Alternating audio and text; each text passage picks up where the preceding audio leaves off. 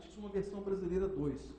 Esse aqui é um livro online, que se vocês já digitarem o título dele no Google, vocês já vão achar ele para download em PDF. Tá? Muito bom, tem altas dicas muito bacanas que você vai conseguir medir isso aí. E esse Web Analytics aqui, 1 hora por dia, também tem um conteúdo muito bacana, só que você vai ter que comprar ele, se não me engano, custa em torno de R$60, R$70 na Submarino. Tá? Então, notaram aí? Oi? Não entendi. Ah, sim. Web Analytics, uma visão brasileira 2. De qualquer forma, depois vocês vão ter acesso aos slides e vão poder pegar isso aí. Vamos falar um pouquinho, bem rapidamente, aí sobre esse case que a gente conseguiu com o cliente de venda de passagens aéreas.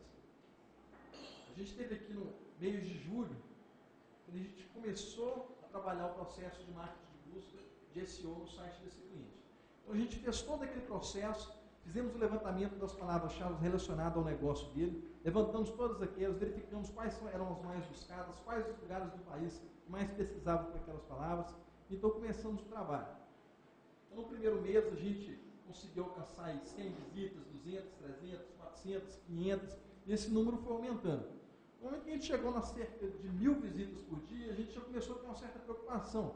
E conversando com o cliente, pegando feedback, a gente descobriu que cerca de 1% apenas estava dando retorno para ele. Ou seja, de cada 1000 visitas, cerca de 10 pessoas estavam entrando em contato. E aí a gente começou a ficar preocupado. Pô, de 1000 visitas poderia ter um percentual muito maior, então a gente tem que fazer alguma coisa para aproveitar isso. Então fizemos uma série de mudanças no site dele. Por exemplo, a gente identificou que muitas pessoas estavam pesquisando passagem aérea vindo de Brasília. Então, uma página específica que estava bem posicionada no Google, a gente pegou lá entre Brasília, São Paulo e Rio, que eram as mais pesquisadas, e a gente já colocou logo no início da página essas 3 opções de passagem para o cliente pesquisar, que você já facilitava a busca dele. Então, o cliente dessas cidades já entrava, já clicava nesses links e continuava sua pesquisa dentro do site. Descobrimos algumas outras falhas que estavam tendo dentro do processo e fomos melhorando. Esse número de percentual de conversão foi cada dia aumentando. Continuamos trabalhando dentro do serviço de SEO, conseguindo outras palavras para ele. Então ele foi conseguindo 1.500, 2.000 visitas por dia. Isso em questão de julho até outubro. E o cliente foi vendo esses resultados ficando feliz da vida. Foi contratando outros serviços para outros sites dele. Como que aconteceu esse processo que a gente fez? Primeiro a gente fez um contrato de gerenciamento do marketing de busca. A gente não chegou para o cliente e falou assim, eu vou te cobrar R$10.000 para te colocar em primeiro lugar no Google. Não. Nossa ideia foi o seguinte, nós vamos fazer um contrato de 12 meses, você vai pagar X para a gente colocar nos primeiros resultados, e você vai pagar Y para a gente manter e continuar fazendo todo esse processo. Porque senão você vai ser bem posicionado, mas dentro de pouco tempo você pode perder isso ali. Ou de qualquer forma, você pode ter 1000 visitas por dia, mas essas 1000 visitas não vão gerar conversão. E é a gente que vai trabalhar para identificar todos os dias no seu site esse processo e fazer com que esse percentual de conversão cada dia aumente. Então, esse foi o nosso negócio, esse foi o diálogo com o cliente. Então, a gente fez todo o planejamento, fizemos as definições, quais os objetivos que a gente queria alcançar, definimos um marco inicial de 1000 visitas diárias. Então, era uma tarefa muito difícil, mas aí, focando nisso, conseguimos isso dentro de 1 ou 2 meses. E quais as palavras que poderiam gerar mais visitas? As principais palavras que nós identificamos são passagens aéreas promocionais e voos baratos. São aquelas que estavam lá no topo da cauda. Existia uma série de outras palavras que cada uma delas gerava 10, 20 visitas por dia. E essa aqui gerava 50, 100 visitas por dia. Então, ao mesmo tempo que a gente trabalhou essas palavras que geravam 50, 100, 200, 300 visitas por dia, nós trabalhamos as palavras que geravam 10 visitas por dia. Então, porque se a gente tivesse 10 palavras que cada uma gerasse 10 visitas por dia, a gente já tinha um total de 100 visitas. E se eu pegasse mais 300 dessas dava 400, mais 300 dessas 700, mais 300 dessas dava 1000. Então trabalhamos tanto com as palavras que tinham muitas visitas, como as palavras que tinham poucas visitas.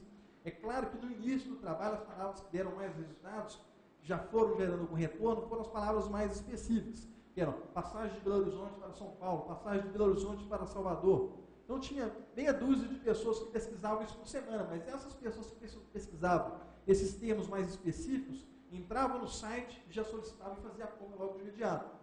Agora essas pessoas que pesquisavam termos mais genéricos, como passagem aérea, estavam pesquisando sobre, às vezes, simplesmente o preço mais barato, ou às vezes alguma dica de passagem aérea, ou qualquer outro tipo de informação. E às vezes um percentual muito pequeno que eu queria fazer a compra. Então gerava muita visita com essas palavras, mas não necessariamente gerava as vendas. Então a gente teve aí uma quebra de paradigma no SEM. Não basta fazer apenas SEM, fazer o site aparecer nas buscas. Deve ser feito o gerenciamento do marketing de busca, ou seja, o planejamento do marketing de busca, a definição do público-alvo, a seleção das palavras-chave, a definição das estratégias para alcançar os objetivos. E depois pôr a mão na massa. Fazer o trabalho de SEO e do trabalho de gerenciamento das campanhas de link patrocinados. E análise das visitas com o objetivo de aumentar a conversão.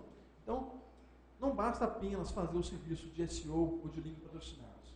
É preciso fazer, mas com foco na conversão. E aí, se alguém tiver alguma dúvida, pode estar falando agora, perguntando sobre esse tema. Meu Twitter está aqui, meu e-mail está aqui, pode estar encaminhando para mim também as dúvidas que tiverem. Vou ter prazer em responder cada uma delas.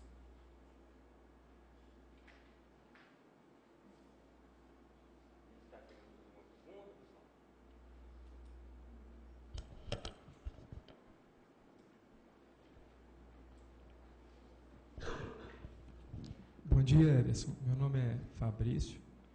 Eu queria saber de você, se tem alguma forma de fazer estratégia de marketing reverso.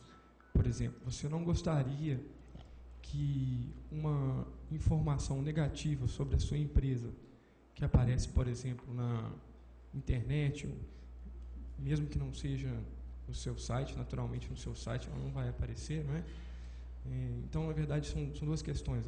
Uma consulta combinada de uma palavra negativa com a sua marca. Jamais direcione para o seu site, e também se tem uma consulta, mesmo que não seja no seu site, que leve para um blog ou alguma coisa, tem como você manipular esse resultado para que a sua marca não fique relacionada com um blog, alguma coisa que esteja postada negativamente em relação à sua empresa? Eu vou dar um exemplo aqui, você me fala se é mais ou menos isso. Se digitem no Google gorda, vai aparecer Preta Gil. Então, a Preta Gil não quer ser relacionada à gorda. Da mesma forma, se você digitar algum termo específico negativo da sua empresa, você não quer que apareça nenhum site falando da sua empresa, não é isso? Ok. Uma estratégia que o pessoal utiliza aí, eu acredito que o Fábio Ricota vai falar um pouco disso aí na palestra dele, que no momento que você trabalha o posicionamento de outras palavras, e essas outras páginas que você cria tornam-se mais relevantes do que essas que já estão lá, a tendência é que as páginas que falem bem do seu serviço apareçam e as outras não. Tá? Então, talvez isso aí ajude um pouco a criar outras páginas com outros conteúdos que falem bem da sua empresa, para que na hora que a pessoa buscar não apareçam resultados ruins. Eu queria até lembrar quando a gente foi lá no SMBR, né, que teve o case da Tecnisa, né, que ele citou exemplos que, por exemplo, problemas com a Tecnisa. Então, apareciam vários sites falando mal, o pessoal falando, não tive uma boa experiência e tal. O que eles fizeram? Eles criaram várias landing pages, várias páginas para poder fazer com que esses resultados eles fossem descendo e fossem para a segunda página. Então, assim, o objetivo é tentar tirar ele dali da primeira página de preferência para não ter esse problema, né? Para tentar evitar que as pessoas tenham acesso a esse tipo de conteúdo que denigre a imagem da empresa. Ok, gente. Para que no final vocês não esqueçam sobre a palestra, na ficha de avaliação vocês já podem deixar fazer a avaliação dessa palestra, tá? E já colocando no final vocês podem reavaliar. Essa avaliação ela é muito útil para a gente, porque no momento que a gente for fazer um novo seminário, a gente vai poder identificar quais que são as falhas para poder fazer essa melhoria. Afinal, o nosso objetivo é que o evento seja proveitoso, porque afinal ninguém paga um valor para poder ouvir blá blá blá. Então esse é o nosso objetivo. Tivemos uma conversa com o pessoal que vai dar as palestras, e a gente realmente está preocupado em passar conteúdo bom para vocês aqui. E as dúvidas que tiverem, realmente perguntem bastante. Esse é o momento. Ok? Obrigado, viu?